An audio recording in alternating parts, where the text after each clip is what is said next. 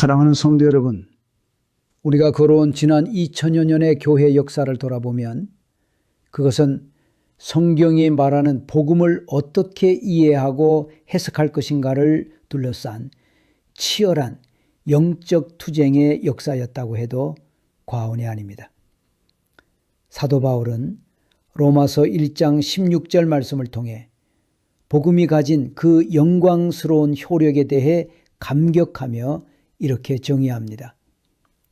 내가 복음을 부끄러워하지 아니하노니 이 복음은 모든 믿는 자에게 구원을 주시는 하나님의 능력이라. 그렇다면 여러분, 여기서 우리에게 아주 중요한 문제가 제기됩니다. 과연 사도가 말하는 그 복음의 실체는 무엇입니까? 또한 그 복음이 어떻게 믿는 모든 이들에게 구원을 주시는 하나님의 능력이 되는 것입니까?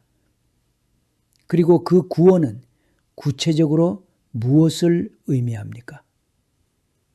이 질문들에 대한 정확한 해답을 얻는 것은 우리의 영적 사화를 좌우할 만큼 너무나도 중요한 일입니다. 실제로 교회사는 이 문제를 중심에 두고 모든 시대에 걸쳐 치열한 쟁론이 계속 진행되어 왔음을 우리에게 증거하고 있습니다.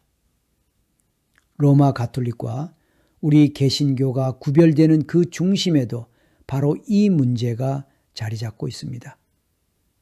심지어 우리 개신교 안에서조차 이 문제에 대한 여러 다른 견해들로 인해 분열이 있어 온 것이 사실입니다. 사랑하는 성도 여러분, 그렇다면 앞서 우리가 던졌던 그 중요하고도 절박한 질문들에 대해 성경 전체를 꿰뚫는 명쾌한 해답은 없을까요? 있습니다. 그것은 바로 이심칭의, 즉 사람이 하나님께 의롭다 하심을 얻는 것은 율법의 행위에 있지 않고 오직 은혜로 그리스도 안에 있는 믿음으로 말미암는다는 교리입니다. 성령께서는 16세기 루터를 비롯하여 칼빈과 같은 개혁자들에게 신령한 총명의 빛을 비추사 성경, 특별히 로마서에 극명하게 드러난 이 진리를 깨닫게 하셨습니다. 바로 그 깨달음으로 종교개혁의 불길이 타올랐습니다. 우리가 잘 아는 종교개혁의 중심 가치인 오직 성경, 오직 은혜, 오직 믿음은 바로 이 이신칭의 교리와 하나로 연결되어 있습니다. 이 교리의 진리가 지난 1000여 년간 비성경적인 교리로 군림하던 중세 교회의 억압을 부수어 버렸습니다. 실로 이 교리는 성경의 대들보와도 같습니다.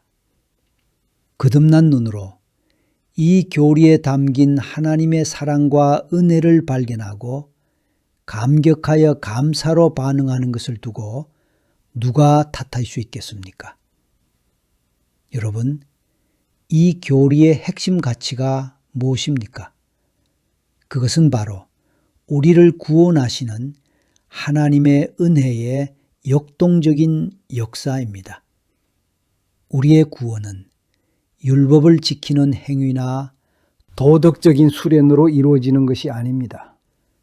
오직 하나님의 아들 예수 그리스도의 완전한 의와 십자가 죽으심과 부활로 완성하신 구속의 효력을 믿음으로 받아들일 때 주어지는 은혜입니다. 하나님께서 택하신 백성을 죄에서 해방시키고 그리스도의 형상을 본받게 하시는 그 모든 동력은 오직 은혜입니다. 우리가 그 은혜를 받는 통로인 믿음조차도 우리의 공로가 아니라 성령께서 거듭나게 하심으로 주시는 하나님의 선물인 것입니다. 이 이신칭의의 교리는 성삼위 하나님의 구원 사역이 얼마나 완전한지를 우리에게 보여줍니다. 하늘 법정을 상상해 보십시오. 자신의 죄인됨을 깨닫고 두려워 떨며 그리스도를 믿는 믿음으로 서 있는 죄인에게 하나님께서는 즉시 그리스도의 의를 덧입혀 주십니다. 그리고 너는 죄가 없다, 너는 의롭다 라고 판결하십니다. 이것이 바로 성부 하나님의 선언입니다. 그러니 이 교리야말로 복음의 심장이 아니겠습니까? 이 방식이 아니고서는 복음이 복음될 수 없습니다. 하늘 법정에서 내려진 믿는 자를 의롭다 하시는 이 선언은 너무나도 거대하고 영화롭습니다. 이 판결은 내가 내 율법이 요구하는 모든 것을 완전하게 이루었다는 뜻이며 마치 우리가 한 번도 죄를 짓지 않고 오직 의만 행한 것처럼 여겨주시는 것입니다.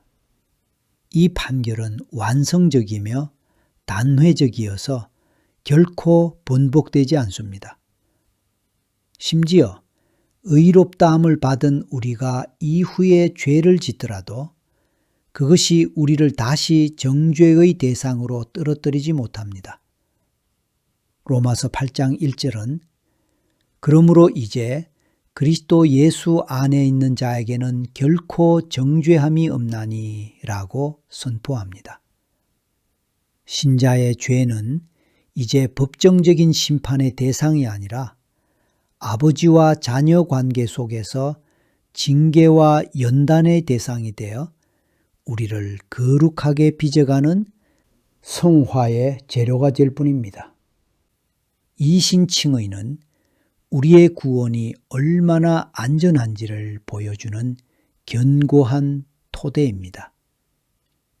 교회 사적으로 보아도 가장 찬란했던 영적 부흥의 시기에는 언제나 이 교리가 중심에 있었습니다.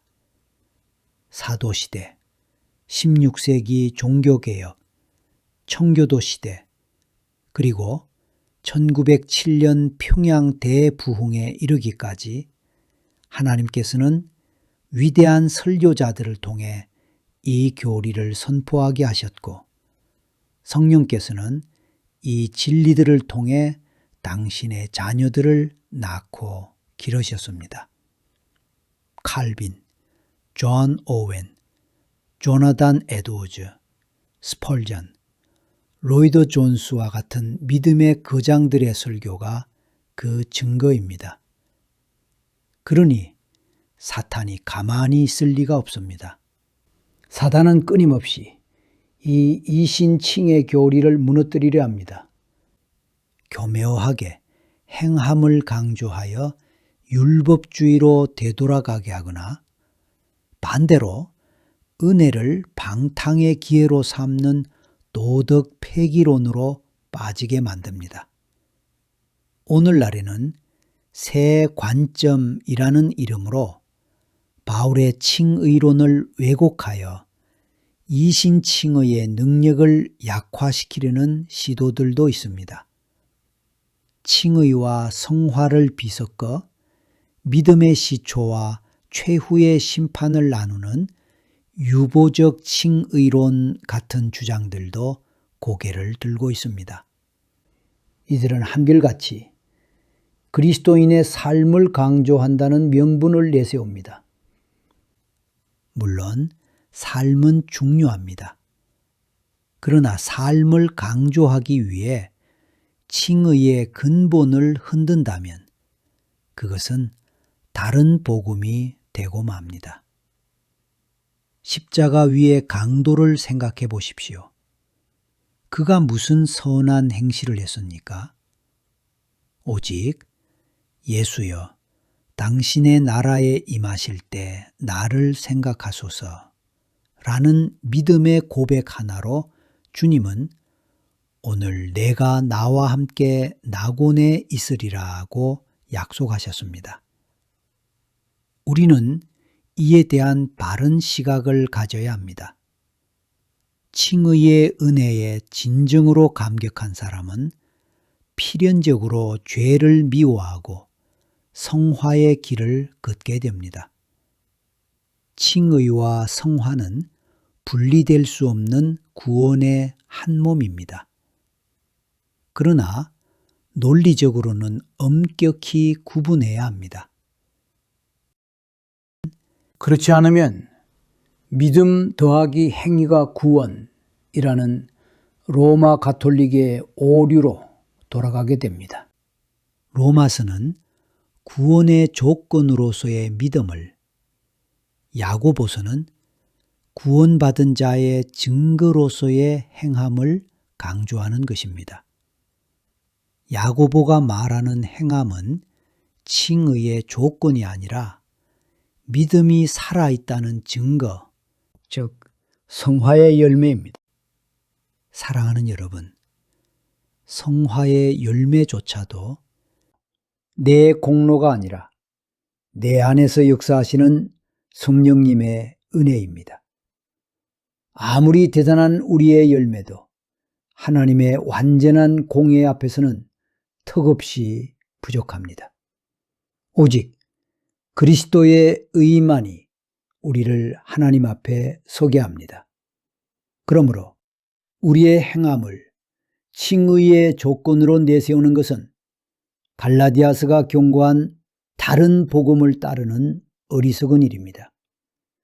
다시 한번 강조합니다. 우리의 강단과 신앙의 중심에 이신 칭의 교리가 선명하게 서 있어야 합니다. 그래야 공로 사상이 사라지고 오직 은혜의 복음이 굳건히 섭니다.